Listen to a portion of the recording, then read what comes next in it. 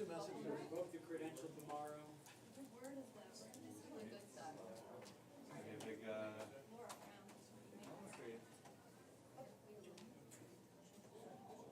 I'll go on that side. No, I'll go on I'm that. I don't wanna be a pain.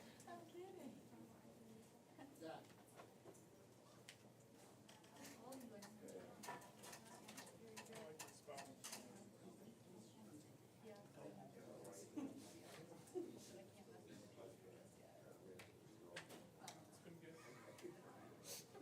Be a fun start. You startled me too.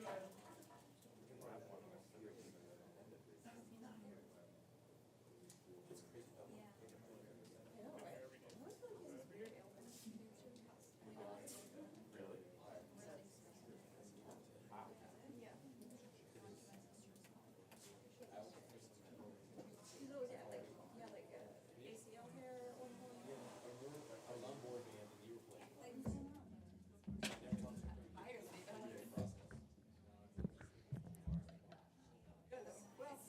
Real bookends. Yeah, I was gonna say it's perfect. That would be weird. That would actually be weird out if you could do. Don't even. Pretty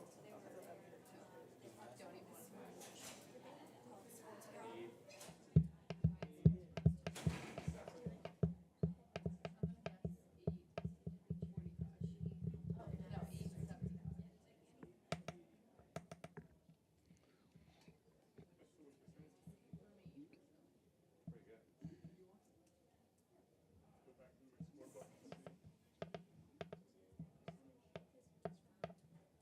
I'm definitely not 80. Because I've covered.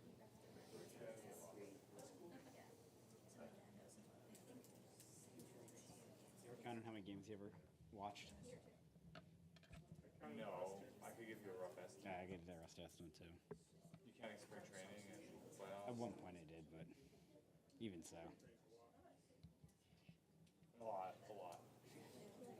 More than any human should be watching baseball. Not as many as some people in this room. Although I've probably seen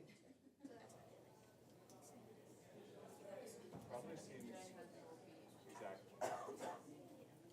But it's possible I'm third behind Jay. Oh no, McCarron's place. How many baseball games do you think you've watched live in your life? In person.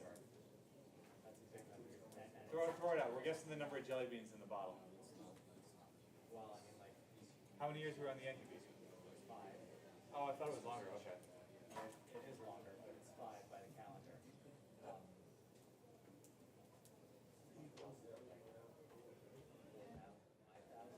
of games.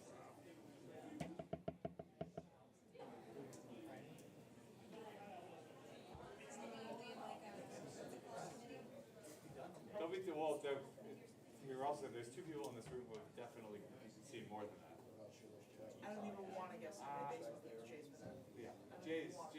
Well, Jay's way. And even Theo, what year was your first year? Tony, you've been on the beat a long time. 18 years. Yeah, 100 plus games every year. A lot. Well, 17.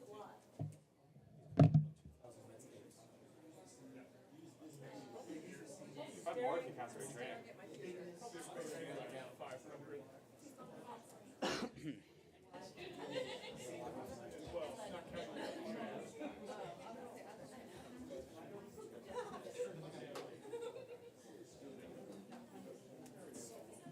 Did that just Hello, David. Hello, how are we doing? Good. David, thank you very much for joining us today. Just as a reminder, we're very excited to officially retire number on Saturday, July 19th, where limited tickets are available, but tickets are still available for your bobblehead on the following day, Sunday, July 20th. Nice. With that, questions for David? All right, that was fun, guys. Anthony? What are you up to today? What am I up to today? I don't make it to New York nearly as much as I'd like, and I think my kids are the culprits. a lot of sports. We're wrapping up 8-year-old girls soccer, 6-year-old girls soccer and softball, and 4-year-old baseball. So I wish I could make it out more. So we try to get as much done when I'm here as I can. So we're doing some stuff for Battle of the Badges, police department, fire department. That game is August 17th. One of the highlights of my year for sure, coming and hanging out with those guys. Also, I'm going to go get screened. They're doing New York Presbyterian's doing a new blood test for colon cancer that I'm going to go get screened for later today. They're going to be at the ballpark doing the tests. So I'm excited about that. I'm sorry, prostate cancer. That's my fault. So I'm excited. Trying to watch some baseball. Hopefully the Mets stay hot. That's been really fun to follow from California. My kids are now into it. So if we don't catch the game, we certainly watch the highlights before bedtime. Tim, left. Who are your kids' favorite players? That's a good question. They're not quite at the age yet where they have favorite players. I hope they'd say me, but that's doubtful. They love. He's obviously an MVP type player, but they love Francisco Lindor's like walkout songs, which I think have become a big hit.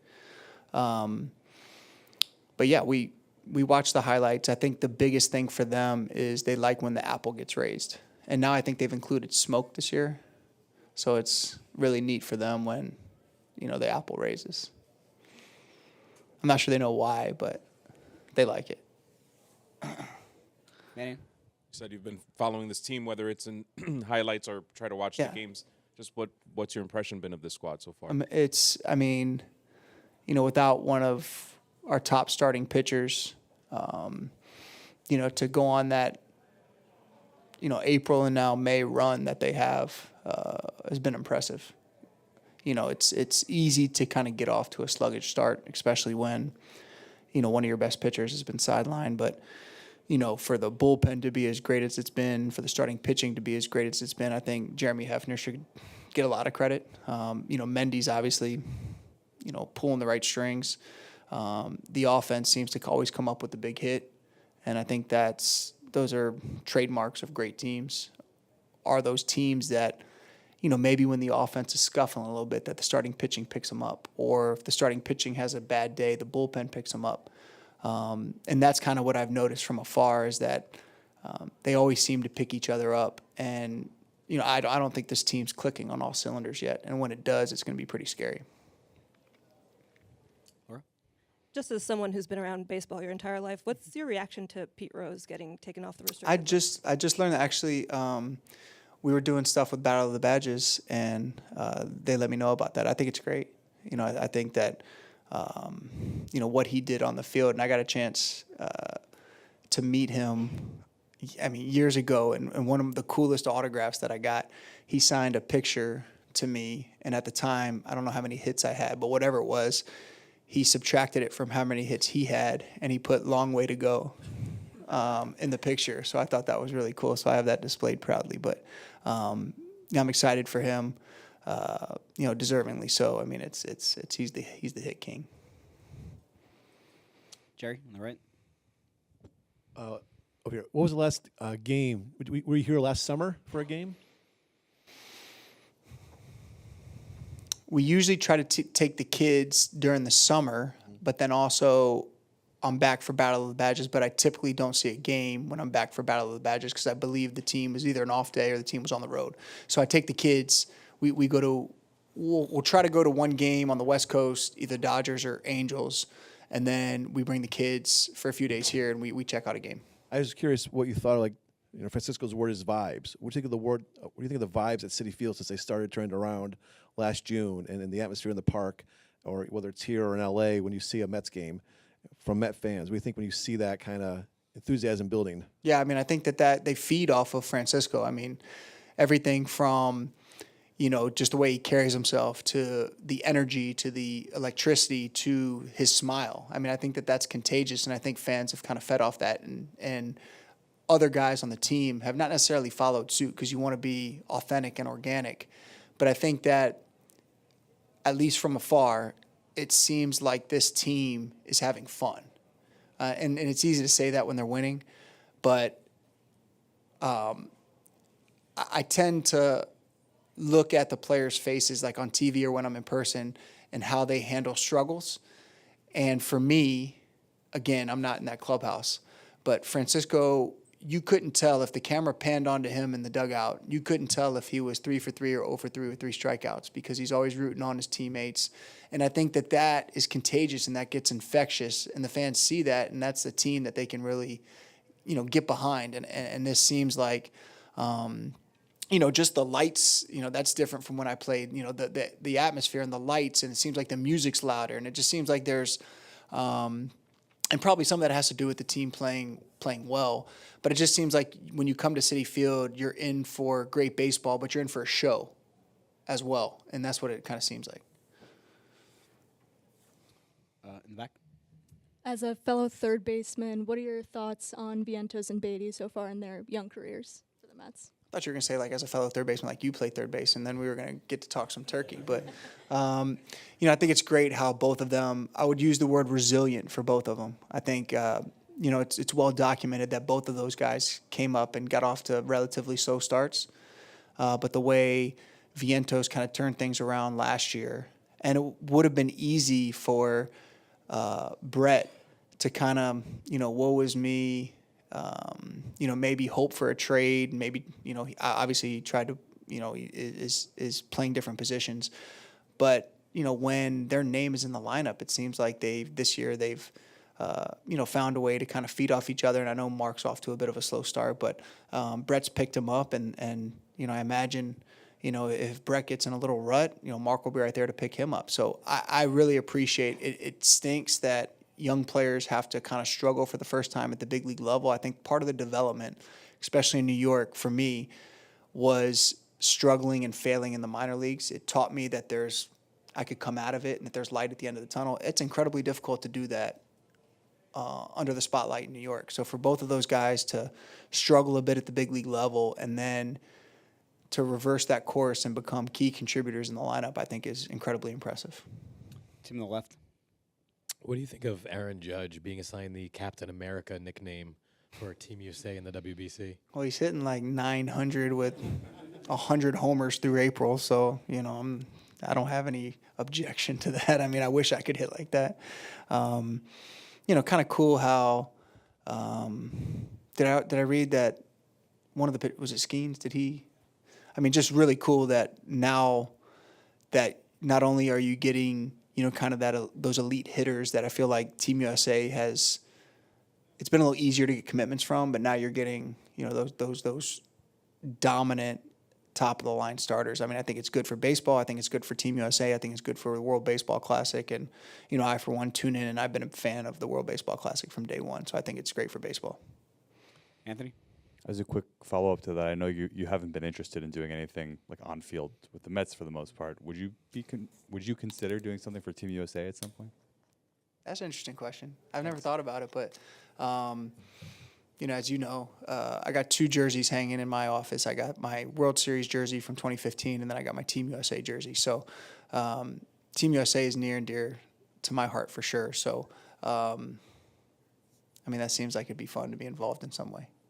And then separately, Pete Alonso's, I think, 7 home runs away from matching you. He'll probably pass Strawberry at some point this season. Just what do you make of his start and the fact that he is likely now to become the Mets home run king? Yeah, I mean, he did it a lot quicker than I did. That's for sure. Certainly one of the premier power hitters in baseball. And, again, it just seems like every time the ball leaves his bat, it's got a chance to get out of the ballpark. And it doesn't even matter what ballpark he's playing in. So yeah, I he's certainly going to pass me, maybe this week, and Straw's not too far behind. So certainly deserving with the power credentials that he's shown, and he posts. I mean, it's he doesn't miss games, and I think that's one of the greatest attributes that you can have as a guy that you can pencil into the lineup for 160 games a year. Jerry. kind of follow up on that. As a Mets lifer, what did it mean to you to see Pete come back? It didn't look very good for a little while there last winter. What does it mean to you to see Pete come back, get this record in a Met uniform probably, and still have a chance to play his entire career with the team like you did and a few other guys? Yeah, I mean, I think that was incredibly important to me. And I think that's how you get back to kind of those old school rivalries, is when you have guys that are in one place for a long time. You know, comes to mind for me, you know, whether it was, you know, Chipper and Brian McCann in Atlanta, or, you know, Chase and Jimmy and Ryan Howard in Philadelphia. Like, it was a genuine rivalry. And I think you only get that when the sense of pride that you have in putting your uniform on is greater than, you know, when you kind of build a team. And it's important to add pieces through free agency, but when you get some of those core guys that have come up through the system, and it means so much more to win in that uniform, you know, I think that's very important and a good mindset. And I know that, you know, David Stearns thinks about that when putting the roster together, that, you know, those homegrown guys, or those guys that are developed, or those guys that have been here for a long time, it just means more. And, you know, seeing Pete in the uniform still, you know, is a good thing. And, you know, again, it's very impactful and meaningful when the team that drafted you, team that developed you, gives you the types of opportunities to be a Met for a long time. Anybody else? All right, David, again, we're very excited to retire number on Saturday, July 19th. And again, tickets are still available for your bobblehead on Sunday, July 20th. Can't wait to see you there. Awesome. I can't wait to be there. Thanks, David.